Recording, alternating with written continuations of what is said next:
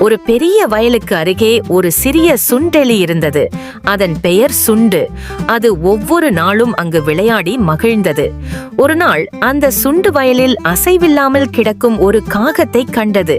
காகம் மிகவும் சோர்வாக இருந்தது. சுண்டு அருகில் சென்று, "ஏன் நீ இப்படி இருக்கிறாய்?" என்று கேட்டது.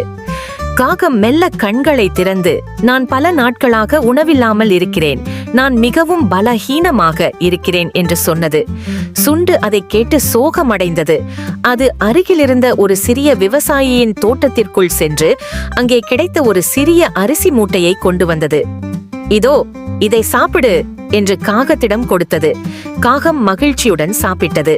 சில மணி நேரங்களில் அது மீண்டும் புத்துணர்ச்சியாக வலுவாக உணர்ந்தது. காகம் அவ்வளவு சுலபமாக உதவி செய்த சுண்டுவை பார்த்து, "நீ எனக்கு உணவு கொடுத்தாய். இனி நான் உன்னுடன் நட்பாக இருப்பேன். எப்போதும் உன்னை காப்பாற்றுவேன்" என்று சொன்னது. அன்றிலிருந்து சுண்டுவும் காகமும் சிறந்த நண்பர்களாக மாறினர். கதை சொல்லும் நெறி: நாம் மற்றவர்களுக்கு உதவினால் நல்ல நண்பர்கள் கிடைக்கும் மற்றும் நாம் ஒருபோதும் தனியாக இருக்க மாட்டோம்.